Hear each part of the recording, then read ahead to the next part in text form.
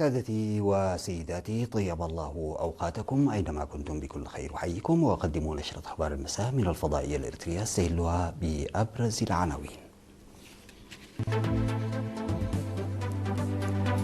إشادة بالمشاركة المجتمعية في الأنشطة الصحية.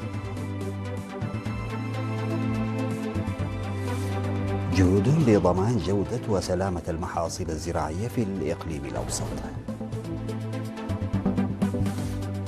جهود في مديرية دسني للحد من وفيات الأمهات والأطفال تثمر بفعالية. انفجارات في طهران وإسرائيل تقصف لبنان ردا على صواريخ حزب الله. رئيس الوزراء الكندي يلتقي برئيس الوزراء مودي خلال زيارته للهند. سبيس إكس تطلق 25 قمرا صناعيا جديدا من طراز ستارلينك. السلام عليكم ورحمة الله. تعد مشاركة المجتمع في تحقيق البرامج المنشودة وكذلك في توسيع وإصلاح المرافق الصحية في إقليم عنسبة أمرا جديرا بالثناء، وذلك بحسب ما ورد في تقييم فرع الصحة بالإقليم لأعماله الذي عقد يومي 27 و28 من فبراير المنصرم. وافاد مسؤول الفرع الدكتور هينوك صحية في كلمته أن الفرع يقوم بعمل جاد لتحسين تقديم الخدمات التي تقدم في المؤسسات الصحية من 72% إلى 80% بحلول عام 2025، ومعدل الشفاء من مرض السل إلى 95%، ومعدل الإصابة بمرض الملاريا من 8.5% إلى 6.5%، وتغطية جميع اللقاحات للأطفال ما دون الخمس سنوات التي بلغت نسبتها 92%. كما أشار إلى أن تلبية احتياجات الأدوية والمعدات الطبية والموظفين المتخصصين وإصلاح أقسام العمليات في مستشفى كرن ومستشفى حقات الأهلي.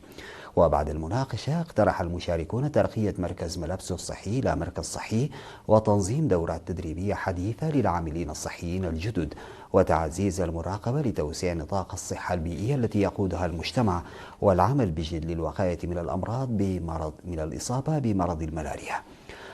واختتمت وزيرة الصحة أمينة نور حسين حديثها بتذكير أن الأنشطة التي تم تنفيذها تمثل حافزا للتنفيذ المستقبلي، وحثت المواطنين على العمل معا لتحقيق أهداف التنمية المستدامة ومكافحة الأمراض.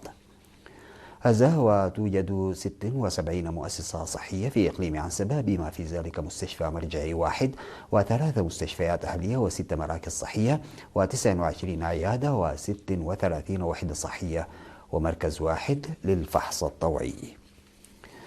يركز فرع خدمة الرقابة الإقليمية في الإقليم الأوسط على ضمان جودة وسلامة المحاصيل الزراعية وفقا لمسؤول الفرع السيد يوهنس جبرولد.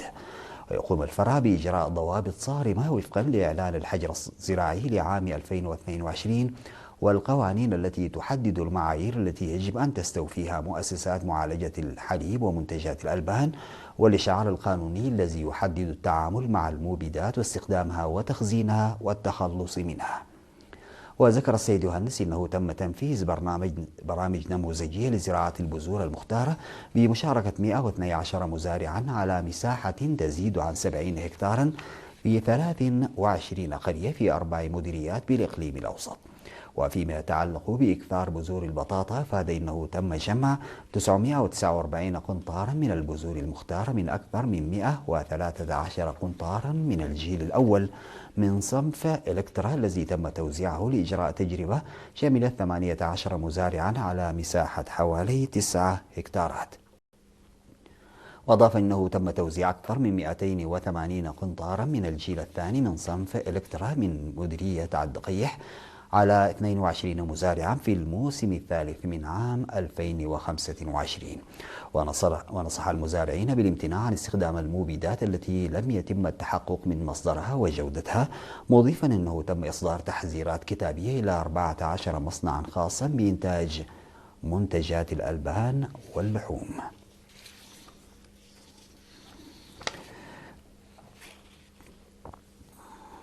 أسفرت جهود المركز الصحي في مدينة تسني للحد من وفيات الأمهات والأطفال عن نتائج جيدة وفقا لمسؤول المركز السيد برهي دقه.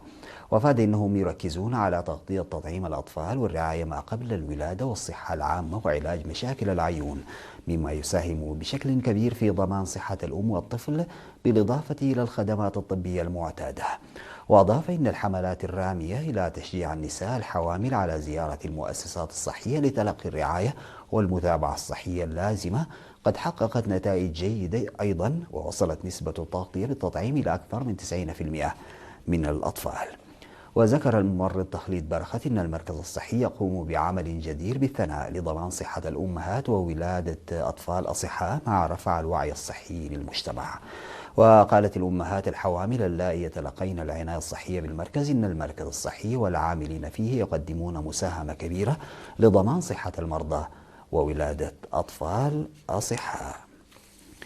أوضح المناضل كيدان جيله وهو مربي نحل مثالي في مديرية دبارو إنه بدلا من نقل قطعان النحل للمنحدرات الشرقية كل عام يمكن تغيير البيئة وإنشاء مكان دائم مناسب للنحل.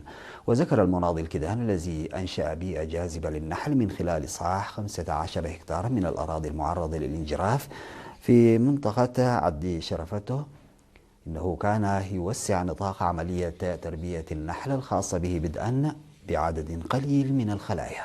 وأشاد السكان بجهود المزارع المثالي كيدانه بذكر أنه تمكن من تحويل المنطقة وإصلاحها دون مساعدة الآلات ودون أن تعيقه الإعاقة. وذكر السيد تسفا جابر ولد ميكائيل وهو خبير زراعي في محطة شكة الزراعية إن المزارع كيدان قام ببناء 3000 متر من القنوات الحوضية و1200 متر مكعب من الحواجز المائية التي بدورها ساهمت في إثراء موارد الأشجار. بعد الفاصل سادتي يعود بالأخبار الخارجية.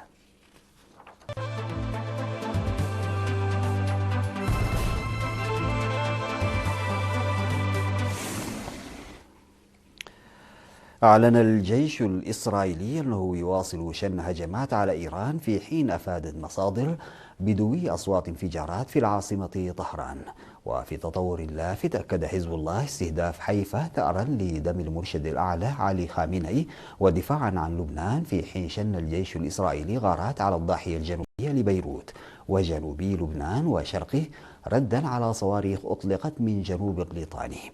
وفي تطور آخر أعلنت الحكومة البريطانية أنها استجابت لطلب أمريكي باستخدام القواعد البريطانية لتسهيل إجراءات دفاعية محدودة ضد منشآت صاروخية إيرانية، قائلة إن إجراءاتها تركز على إنهاء خطر الهجمات الجوية والصاروخية ضد الحلفاء الإقليميين.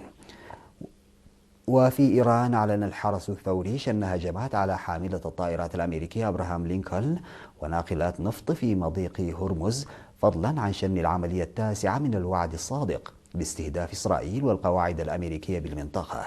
وأسفرت الموجة الصاروخية الإيرانية الأخيرة التي استهدفت إسرائيل وأصابت بلدة بيت شمش عن مقتل 9 أشخاص وإصابة 57 آخرين، وتسببت بدمار واسع طال عددا من المباني، فيما دوت صفارات الإنذار في مناطق مختلفة من إسرائيل.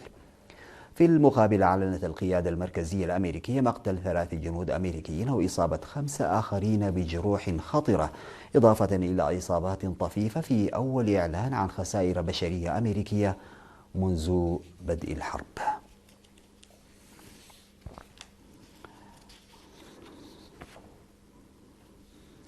التقى رئيس الوزراء الكندي مارك كارني بنظيره الهندي ناريندرا مودي في نيودلهي في زيارة تهدف إلى إعادة ضبط العلاقات المتوترة مع كندا، الدولة الأكثر اكتظاظا بالسكان في العالم.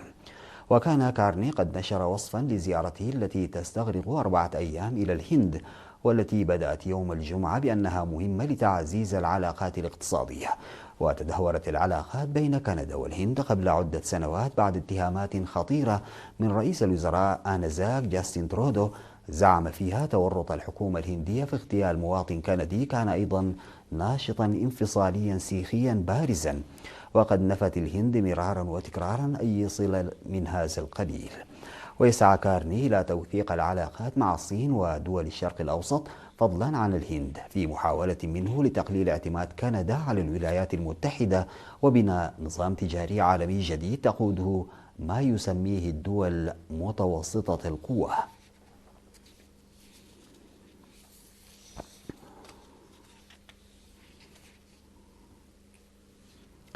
أطلقت مؤسسة استكشاف الفضاء الأمريكية سبيس إكس دفعة جديدة تضم 25 قمرا صناعيا من طراز ستارلينك إلى المدار الأرضي المنخفض بعد 5 أيام فقط من تعليق عمليات الإطلاق مؤقتا عقب خلل فني في المهمة السابقة. وأوضحت المؤسسة أن صاروخ فالكون 9 انطلق من مجمع الإطلاق الفضائي في قاعدة فاندبيرغ لقوة الفضاء بولاية كاليفورنيا، مؤكدة نشر الأقمار الصناعية بنجاح بعد نحو ساعة من الإقلاع. وأضافت أن المرحلة الأولى من الصاروخ هبطت بنجاح على متن سفينة تابعة للمؤسسة كانت متمركزة في المحيط الهادئ، بينما أدت المرحلة العليا مهمة نشر الأقمار الصناعية وفق المخطط. ويبلغ عدد أقمار ستارلينك النشطة في المدار حاليا أكثر من 9600 قمر صناعي في إطار خطط المؤسسة لتوسيع تغطية خدمات الإنترنت على الصعيد العالمي.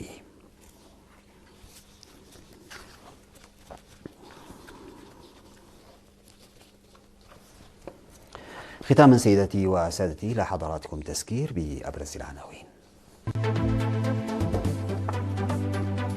إشادة بالمشاركة المجتمعية في الأنشطة الصحية. جهود لضمان جودة وسلامة المحاصيل الزراعية في الإقليم الأوسط. جهود مديرية تسامي للحد من وفيات الأمهات والأطفال تثمر بفعالية.